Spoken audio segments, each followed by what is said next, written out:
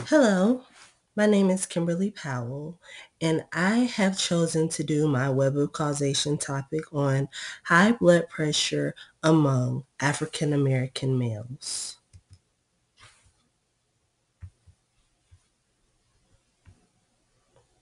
What is high blood pressure, or HBP? Blood pressure is the force of one's blood pushing against the walls of one's arteries. There are two forms of pressure: systolic, when the heart beats pumping blood; diastolic, when the heart is at rest between beats. Typically, a blood pressure reading uses the systolic and the diastolic numbers. The systolic numbers comes before or above the diastolic numbers. Some examples of a blood pressure reading may be 119 over 79, or lower, which equals normal blood pressure. And then you have 140 over 90, or higher, which equals higher blood pressure.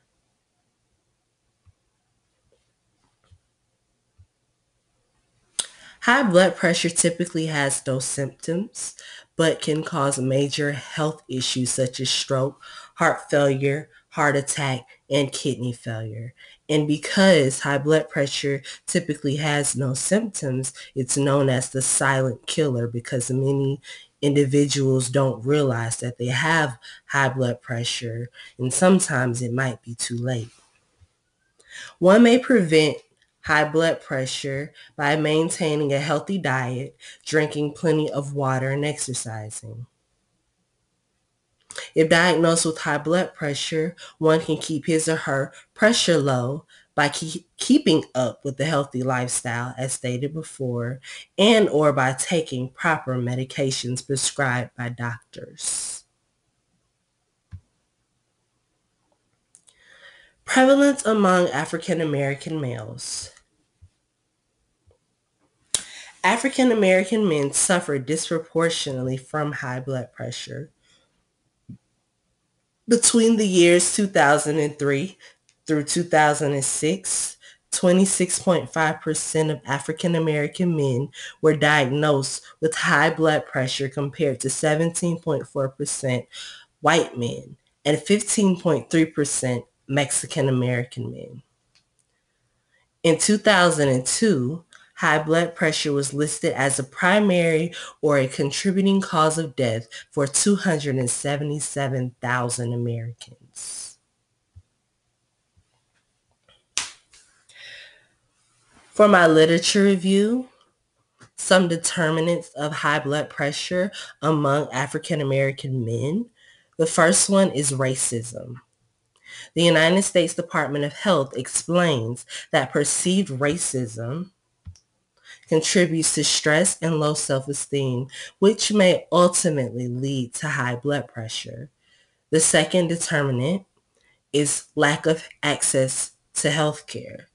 Due to some African Americans having a lower socioeconomic status, many may lack health insurance, which leads to them not going to seek medical treatment. Many African Americans also take a more spiritual approach in believing that a higher power may cure them, which may result in them not seeking medical attention. Dietary habits are another determinant. Excess adiposity or fat tends to be the leading cause of high blood pressure. Though adiposity does not fully account for the higher prevalence amongst African Americans, it strongly increases the chances of hypertension developing.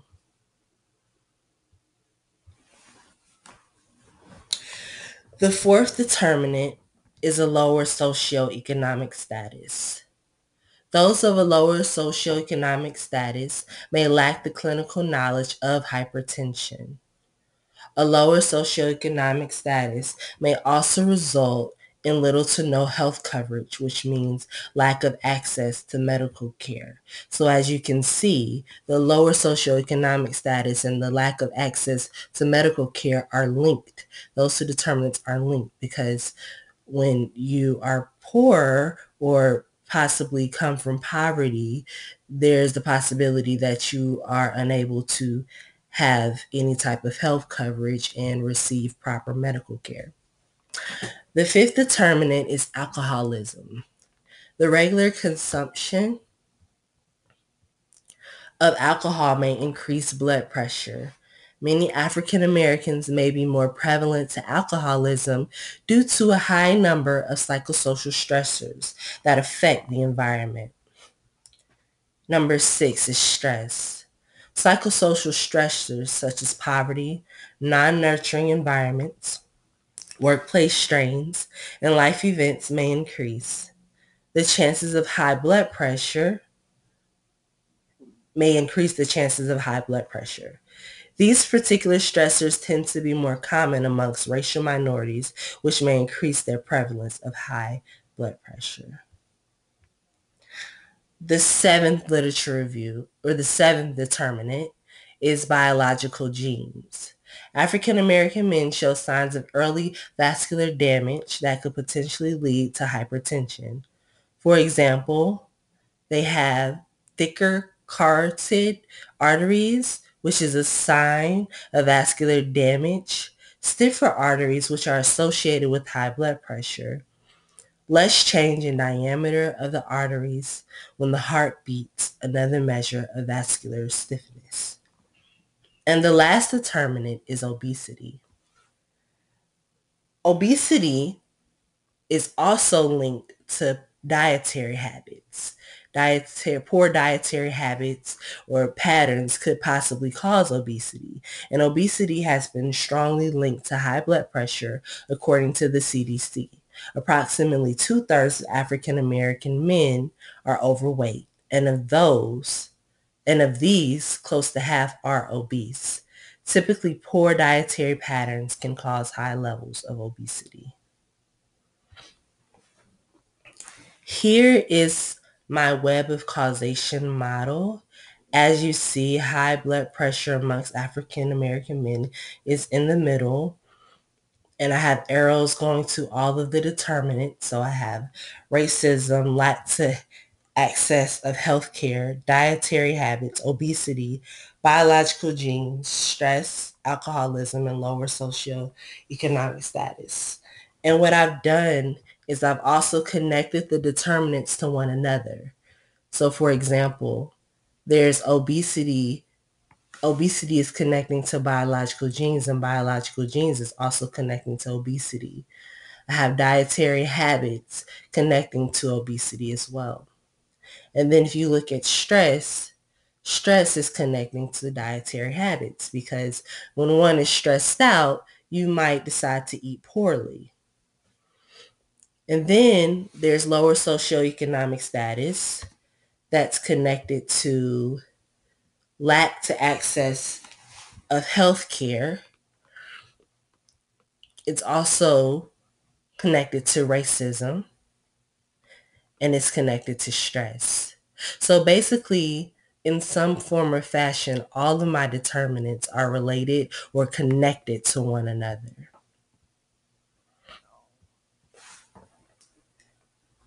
Social work perspectives. Social workers are working towards providing promising interventions for social work implementation by small group work plus one-on-one individual sessions, and one-on-one sessions. Social workers may provide services in a clinic setting, home visits, and telephone conversations, incorporating motivational interviewing techniques. The community-based response that I decided to focus on, I actually found it to be very interesting. The name of it is called Can Barbers Cut Blood Pressure Too? And this program specifically targets African American men. And their goal is to train barbers in the African American community to become community blood pressure specialists and to raise awareness about hypertension amongst the African American community. The components of the program provide training and support to local barbers about blood pressure, And then the barbers get the opportunity to measure and record blood pressure readings of customers and provide information about high blood pressure and make referrals to providers. Um, the program has been evaluated through two non-randomized studies, and the results have shown that African American men have been receiving services through this program were found to have a decrease in blood pressure and an increase in treatment and control. So I thought that this was a very interesting way to connect the community to this issue, and at the same time to use other African American men to reach the the ones that are affected most by high blood pressure. I really like this community-based program. I think it's a very good response. Health-related policies. In November of 2002, the American Public Health Association adopted a policy calling for a 50% reduction in sodium in the nation's food supply over the next 10 years. This policy targeted all Americans that have been diagnosed with hypertension. The strength of this policy is that the reduction would enhance the chances of a healthier population, and it would save at least 150,000 lives annually. The weakness of this program may be that follow-up activities may be required to ensure that the food industry is following through on the American Public Health Association's recommendations. So far, no testings have been done to prove this policy's effectiveness. In conclusion, hypertension is known as the silent killer, being that there are few symptoms, and those who may be diagnosed with high blood pressure don't necessarily seek medical attention. African American men are more prevalent to being diagnosed with high blood pressure than any other ethnicity. Managing high blood pressure is possible as long as one maintains a healthy lifestyle and takes prescribed medications that regulate blood pressure. And lastly, high blood pressure continues to be a significant health issue that affects thousands daily.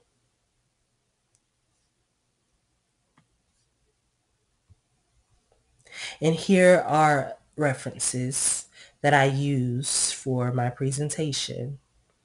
I hope that you have enjoyed it, and thank you for taking the time to listen.